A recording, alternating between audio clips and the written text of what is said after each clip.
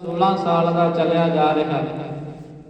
ਹਾਦਸੇ ਹੋ ਰਹੇ ਨੇ, ਪਰ ਵਿਧੀ ਬਣਦੀ ਹੈ ਕਿ ਸਤਿਗੁਰਾਂ ਦੇ ਦੁਆਰਾ ਬਖਸ਼ਿਸ਼ ਕੀਤੇ ਹੋਏ ਸਵਾਸ ਹੀ ਅਸੀਂ ਭੋਗ ਸਕਦੇ ਹਾਂ।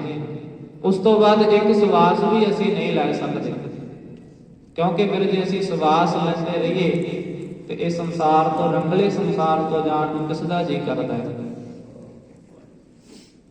ਜੇ ਸਾਡੇ ਮੁਤਾਬਕ ਸਵਾਸ ਚੱਲਦੇ ਹੋਣ, ਬੜੀ ਵਾਰ ਕਹਿੰਦੇ ਸੁਣਿਆ ਕਿ ਸਾਹ ਲੈ ਰਹੇ ਹਾਂ, ਸਾਹ ਚੱਲ, ਇਹ ਗੁਰਮੁਖੋ ਆਪਾਂ ਸਾਹ ਲੈ ਨਹੀਂ ਰਹੇ, ਸਵਾਸ ਲੈ ਨਹੀਂ ਰਹੇ, ਇਹ ਆਪਣੇ ਆਪ ਚੱਲ ਰਹੇ ਨੇ।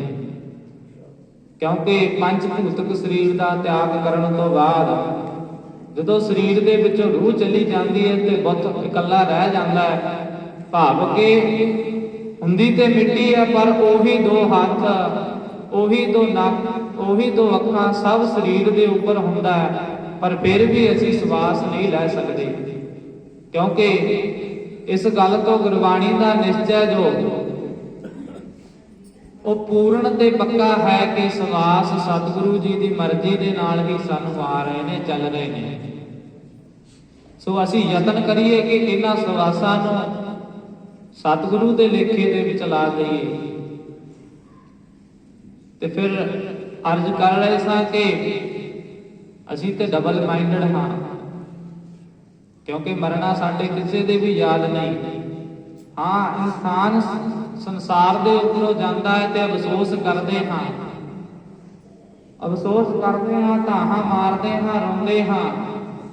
ਭਾਵੇਂ ਸਾਡਾ ਪਿਆਰਾ ਸੰਗੀ ਹੈ, ਬਹੁਤ ਹੀ ਪਿਆਰਾ ਸੰਗੀ ਹੋਵੇ ਜਿਸ ਤੋਂ ਬਿਨਾਂ ਇੱਕ ਪਲ ਵੀ ਨਹੀਂ ਸਰਦਾ, ਪਰ ਫਿਰ ਵੀ ਅਸੀਂ ਕਦੇ ਸੋਚਣ ਦਾ ਯਤਨ ਨਹੀਂ ਕਰਦੇ ਕਿ ਜੋ ਮੇਰੇ ਨਾਲ ਦਾ ਹੈ ਇਸ ਸੰਸਾਰ ਦੇ ਵਿੱਚੋਂ ਚਲਿਆ ਗਿਆ ਤੇ ਮੈਂ ਵੀ ਜਾਣਾ।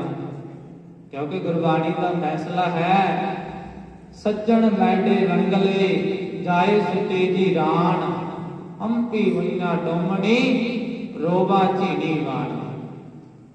ਕੀ ਨਾ ਸੁਨੇਹੀ ਗੋਰੀਏ ਆਪਣ ਕੰਨੀ ਸੋਏ, ਲੱਗੀ ਆਗਾ ਸਭ ਰਹਿ ਨਿਤ ਨਾ ਪਈਆ ਹੋਏ।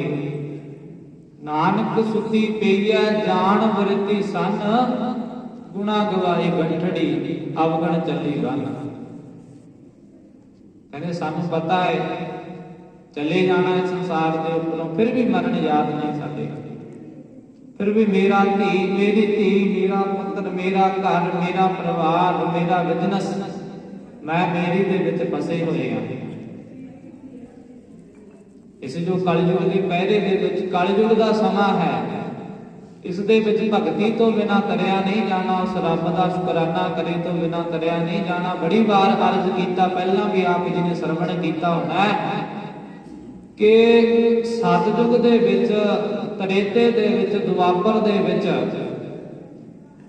ਭਗਤੀ ਸਾਧਨਾ ਕਰਨ ਦੇ ਲਈ ਬੜੀ ਦੂਰ ਜੰਗਲਾਂ ਦੇ ਵਿੱਚ ਜਾਣਾ ਪੈਂਦਾ, ਭਟਕਣਾ ਪੈਂਦਾ, ਪ੍ਰਾਣਾਯਾਮ ਕਰਨੇ ਪੈਂਦੇ ਸਨ, ਜਲ ਧਾਰੇ ਕਰਨੇ ਪੈਂਦੇ ਸਨ।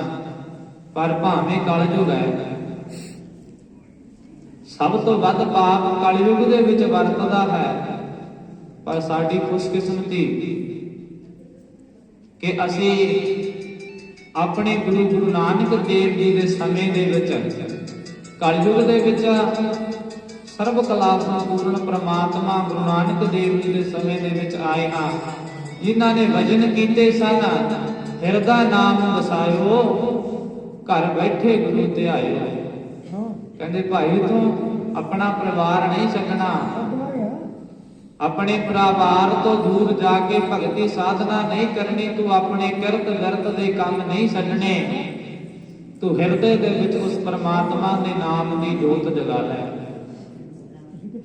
ਤੂੰ ਨੇਮ ਦਾ ਪੱਕਾ ਹੋ ਜਾ, ਤੂੰ ਰੋਜ਼ਾਨਾ ਸਾਧੂਆਂ ਦੀ ਸੰਗਤ ਕਰਦੇ ਹੋਏ ਵੀ ਆਪਣੇ ਪਰਿਵਾਰ ਨੂੰ ਪਾਲਦਾ ਚੱਲ, ਤੇ ਪ੍ਰਮਾਤਮਾ ਤੇਰੀ ਲੋਕ ਅਤੇ ਪਰਲੋਕ ਦੇ ਵਿੱਚ ਰੱਖਿਆ ਕਰੇਗਾ। ਕਿਉਂਕਿ ਫਿਰ ਜ਼ਿੰਮੇਵਾਰ ਬਣ ਜਾਂਦਾ ਹੈ ਪ੍ਰਮਾਤਮਾ ਉਸ ਇਨਸਾਨ ਦਾ। ਭਾਵ ਕਿ ਅਸੀਂ ਪਹਿਲਾਂ ਵਾਲੇ ਸਮਿਆਂ ਦੇ ਵਾਂਗ ਘਰ ਛੱਡ ਕੇ ਜੰਗਲਾਂ ਦੇ ਵਿੱਚ ਜਾ ਕੇ ਪ੍ਰਾਣਾਯਾਮ ਕਰਕੇ ਇਸ ਕਲਯੁਗ ਦੇ ਸਮੇਂ ਦੇ ਵਿੱਚ ਨਹੀਂ ਕਰਨਾ, ਕਿਉਂਕਿ ਸਮੇਂ ਸਮੇਂ ਦੇ ਸਿਰ ਜੋ ਸਾਧਨਾ ਦੇ, ਜੋ ਸਾਡੇ ਜਿਸ ਤਰ੍ਹਾਂ ਸੁੱਖਾਂ ਦੇ ਯੰਤਰ ਨੇ, ਜੋ ਸਮੇਂ-ਸਮੇਂ ਸਿਰ ਤਰੱਕੀ ਕਰਦੇ ਗਏ ਨੇ। ਪਹਿਲਾਂ ਵਾਲੇ ਸਮਿਆਂ ਦੇ ਵਿੱਚ ਦੇਖਿਆ ਜਾਵੇ ਤੇ ਕਿਸੇ ਰਿਸ਼ਤੇਦਾਰ ਨੂੰ ਸੱਦਣਾ ਹੋਵੇ ਤੇ ਕਈ ਮੀਲ ਚਿੱਠੀ ਲੈ ਕੇ ਜਾਣਾ ਪੈਂਦਾ ਸੀ, ਲਿਖ ਕੇ ਚਿੱਠੀ, ਸਭ ਦਾ ਸੁਨੇਹਾ ਉਸ ਚਿੱਠੀ ਦੇ ਵਿੱਚ ਲਿਖ ਕੇ ਭੇਜਣਾ ਪੈਂਦਾ ਸੀ। ਤੇ ਪਰ ਹੁਣ ਤਰੱਕੀ ਵੱਧਦੀ ਗਈ, ਫਿਰ ਡਾਕ ਰਾਹੀਂ ਚਿੱਠੀ ਜਾਣ ਲੱਗੀ ਤੇ ਫਿਰ ਟੈਲੀਫੋਨ, ਹੈਡਲਾਈਨ ਵਾਲੇ ਫੋਨ ਚੱਲੇ ਤੇ ਉਸ ਤੋਂ ਬਾਅਦ ਸਾਇੰਸ ਨੇ ਤਰੱਕੀ ਕਰਦੇ ਕਰਦੇ ਅੱਜ ਹਰ ਇੱਕ ਦੀ ਜੇਬ ਦੇ ਵਿੱਚ ਸਾਰੇ ਰਿਸ਼ਤੇਦਾਰ, ਸਾਰੇ ਦੋਸਤ ਮਿੱਤਰ ਨੇ। ਬੰਦਾ ਚਾਹਵੇ ਤੇ ਇੱਕ ਪਲ ਦੇ ਵਿੱਚ ਕਾਲ ਕਰਕੇ ਇੱਕ ਦੂਸਰੇ ਦਾ ਦੁੱਖ ਸੁੱਖ ਦਾ ਸੁਨੇਹਾ ਦੇ ਸਕਦਾ ਹੈ। ਸਮੇਂ ਦੇ ਮੁਤਾਬਕ ਭਗਤੀ ਕਰਨ ਦੇ ਸਾਧਨਾ, ਯਾਚਨਾ ਕਰਨ ਦੇ ਯੰਤਰ ਵੀ ਚੇਂਜ ਹੁੰਦੇ ਗਏ। ਧਰਮ ਦੇ ਪੈਰੋਕਾਰਾਂ ਨੇ ਸਮੇਂ ਸਿਰ ਜੋ ਭਗਤੀ ਕਰਨ ਦੀ ਯਾਚਨਾ ਵੀ ਬਦਲਦੀ ਕਿ ਨਿਤਨੇਮੀ ਹੋ ਜਾ ਤੂੰ, ਜਦੋਂ ਵੀ ਤੈਨੂੰ ਸੰਗਤ ਮਿਲੇ ਤੂੰ ਸੰਗਤ ਦੇ ਵਿੱਚ ਬੈਠਣਾ ਕਰ। ਸੋ ਆਪਾਂ ਵਿਚਾਰ ਕਰ ਰਹੇ ਸਾਂ ਕਿ ਸੱਜਣ ਮੈਡੇ ਰੰਗਲੇ ਜਾਏ ਸੁਤੇ ਜੀਰਾਨ, ਹੰਪੀ ਵੰਨਾ ਡੋਮਣੀ ਰੋਵਾ ਝੀਣੀ ਵਾਣ, ਕੀ ਨਾ ਸੁਨੇਹੀ ਬੋਲੀਏ ਆਪਣ ਕੰਨੀ ਸੋਏ, ਲੱਗੀ ਆਵ ਸਹੁਰਾ ਨਿਤ ਨਾ ਪਈਆ ਹੋਏ, ਨਾਨਕ ਸੁਤੀ ਪਈਆ ਜਾਣ ਵਰਤੀ ਸੰਨ, ਗੁਣਾ ਗਵਾਏ ਗੰਠੜੀ ਅਵਗਣ ਚੱਲੀ ਬੰਨ। ਸੋ ਗੁਰੂ ਨਾਨਕ ਪਾਤਸ਼ਾਹ ਜੀ ਬਖਸ਼ਿਸ਼ ਕਰਦੇ ਨੇ ਕਿ ਪਤਾ ਸਭ ਨੂੰ ਹੈ ਕਿ ਚਲੇ ਜਾਣਾ, ਇਸ ਸੰਸਾਰ ਦੇ ਵਿੱਚ ਕਿਸੇ ਨੇ ਨਹੀਂ ਰਹਿਣਾ, ਕਿਉਂਕਿ ਲੱਗੀ ਆਵੇ ਸਹੁਰਾ ਨਿਤ ਨਾ ਪਈਆ ਹੋਏ। ਕਹਿੰਦੀ ਧਰੋ ਲੱਗੀ ਹੋਈ ਆਈ ਆ ਉਸ ਅਕਾਲ ਪੁਰਖ ਦੀ, ਜੋ ਰੀਤ ਰਵਾਇਤ ਹੈ ਉਸ ਦੇ ਮੁਤਾਬਕ ਚਲੇ ਜਾਣਾ। ਪਰ ਅਸੀਂ ਤੇ ਇੰਨੇ ਭੁੱਲ ਚੁੱਕੇ ਹਾਂ ਕਿ ਸਾਨੂੰ ਪਤਾ ਕਿ ਸਾਡੇ ਨਾਲ ਦਾ ਵੀ ਚਲਿਆ ਗਿਆ। ਬੜੀਆਂ ਧਾਹਾਂ ਮਾਰਦੇ ਆ, ਸ਼ਮਸ਼ਾਨ ਤੱਕ ਲੈ ਕੇ ਜਾਂਦੇ ਹੋਏ ਬੜਾ ਰੋਂਦੇ ਆ, ਬੜਾ ਵਿਰਲਾਪ ਕਰਦੇ ਹਾਂ। ਜਿਨ੍ਹਾਂ ਨੇ ਮਰਨਾ ਵਿਸਾਰਿਆ ਹੋਇਆ, ਮਰਨਾ ਯਾਦ ਨਹੀਂ ਤੇ ਮਾਫ ਕਰਨਾ ਰੱਬ ਵੀ ਉਹਨਾਂ ਦੇ ਯਾਦ ਨਹੀਂ ਆਉਂਦਾ। ਕਿਉਂਕਿ ਭੈ ਬਿਨ ਭਾਉ ਨੀ ਉਪਜੈ, ਭਾਉ ਬਿਨ ਭਗਤ ਨ ਹੋਏ ਤੇਰੀ, ਡਰ ਤੋਂ ਬਿਨਾ, ਭੈ ਤੋਂ ਬਿਨਾ ਉਸ ਰੱਬ ਦੇ ਨਾਲ ਕੋਈ ਪ੍ਰੇਮ ਨਹੀਂ ਬਣਦਾ ਤੇ ਮਾਫ ਭੈ ਤੋਂ ਬਿਨਾ ਉਸ ਦੀ ਭਗਤ ਵੀ ਨਹੀਂ ਹੁੰਦੀ।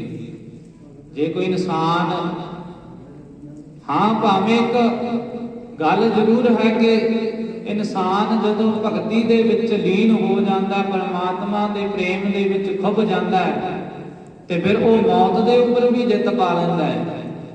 ਪਰ ਪਹਿਲਾਂ ਆਪਾਂ ਬੜੀ ਵਾਰ ਸੁਣਿਆ ਕਿ ਮਹਾਤਮਾ ਗੌਤਮ ਬੁੱਧ, ਉਸ ਨੂੰ ਪਤਾ ਸੀ ਕਿ ਜੋ ਸੁੰਦਰ ਸਰੀਰ ਹੈ, ਕਾਇਆ ਹੈ ਮੇਰੀ, ਇਸਨੇ ਸਦਾ ਨਹੀਂ ਰਹਿਣਾ ਤੇ ਉਸਨੇ ਮੌਤ ਦੇ ਡਰ ਤੋਂ ਆਪਣਾ ਰਾਜ ਭਾਗ ਤਿਆਗ ਕੇ ਤੇ ਜੰਗਲਾਂ ਦੇ ਵਿੱਚ ਚਲਿਆ ਗਿਆ ਤੇ ਭਾਵੇਂ ਸਾਧਨਾ ਕਰਦੇ ਕਰਦੇ, ਭਗਤੀ ਕਰਦੇ ਕਰਦੇ ਮੌਤ ਤੇ ਵੀ ਜਿੱਤ ਪਾ ਲਈ ਸੀ। ਪਰ ਇੱਕ ਵਾਰ ਡਰ ਦੇ ਵਿੱਚ ਰਹਿ ਕੇ, ਭੈ ਦੇ ਵਿੱਚ ਰਹਿ ਕੇ ਪ੍ਰੇਮ ਬਣ ਜਾਂਦਾ ਹੈ। ਪਰ ਜੇ ਆਪਾਂ ਕਹੀਏ ਕਿ ਪਹਿਲਾਂ ਪ੍ਰੇਮ ਬਣ ਜਾਵੇ ਤੇ ਫਿਰ ਡਰ ਬਣ ਜਾਵੇ, ਨਹੀਂ, ਇਹ ਸੁਭਾਵਿਕ ਨਹੀਂ। ਪ੍ਰੇਮ ਡਰ ਦੇ ਵਿੱਚ ਬਣਦਾ ਤਾਂ ਸਹੀ ਹੈ ਤੇ ਪ੍ਰੇਮ ਦੇ ਵਿੱਚ ਡਰ ਨਹੀਂ ਬਣਦਾ ਤੇ ਭੈ ਤੇ ਭਾਉ ਤੋਂ ਬਿਨਾ ਇਨਸਾਨ ਉਸ ਰੱਬ ਨੂੰ ਯਾਦ ਨਹੀਂ ਕਰ ਸਕਦਾ, ਉਸ ਦੀ ਭਗਤੀ ਨਹੀਂ ਕਰ ਸਕਦਾ। ਸੋ ਮਾਤਾਵਾਂ ਨੂੰ ਬੇਨਤੀ ਹੈ ਕਿ ਚੁੱਪ ਦਾ ਦਾਨ ਬਖਸ਼ਿਸ਼ ਕਰੀਏ, ਕਿਉਂਕਿ ਸਮਾਂ ਪਹਿਲਾਂ ਹੀ ਬਹੁਤ ਘੱਟ ਹੈ ਆਪਣੇ ਕੋਲ। ਤਕਰੀਬਨ ਜੋ ਅੰਤਮ ਅਰਦਾਸ ਦੇ ਵਿੱਚ ਕਥਾ ਵਿਚਾਰ ਕਰਨੀ ਹੁੰਦੀ ਹੈ, ਸਾਰੀ ਸੂਝਵਾਨ ਨੇ 11:15 ਵਜੇ ਤੋਂ ਲੈ ਕਰਕੇ 12:30 ਵਜੇ ਤੱਕ 1.25 ਘੰਟਾ ਸਮਾਂ ਹੁੰਦਾ ਹੈ। ਸੋ ਪਹਿਲਾਂ ਹੀ ਬਹੁਤ ਘੱਟ ਸਮਾਂ ਹੈ, ਇਸ ਕਰਕੇ ਥੋੜੇ ਸਮੇਂ ਦੇ ਵਿੱਚ ਜ਼ਿਆਦਾ ਲਾਹਾ ਲਈਏ। ਕੀ ਪਤਾ ਸਾਡੇ ਤੇ ਵੀ ਕਿਰਪਾ ਹੋ ਜਾਵੇ, ਅਸੀਂ ਵੀ ਤਰ ਜਾਈਏ। ਸੋ ਮਾਤਾਵਾਂ ਨੂੰ ਹੱਥ ਜੋੜ ਕੇ ਬੇਨਤੀ ਹੈ ਕਿ ਪਿਆਰ ਦੇ ਨਾਲ 10-20 ਮਿੰਟ ਸਮਾਂ ਹੈ ਆਪਣੇ ਪਾਸ, ਅਸੀਂ ਯਤਨ ਕਰੀਏ ਕਿ ਸਾਡੇ ਸਵਾਸ ਵਿਰਥੇ ਨਾ ਜਾਣ। ਅਸੀਂ ਜੋ ਸਾਡੇ ਸਵਾਸ ਨੇ 20 ਮਿੰਟ ਅੱਧਾ ਘੰਟਾ ਜੋ ਵੀ ਅਸੀਂ ਸਤਿਗੁਰਾਂ ਦੇ ਲੇਖੇ ਲਾ ਲਈਏ, ਕਿਉਂਕਿ ਫਿਰ ਇਸ ਤਰ੍ਹਾਂ ਦੇ ਇਸ ਦੁਨੀਆ ਦੇ ਵਿੱਚੋਂ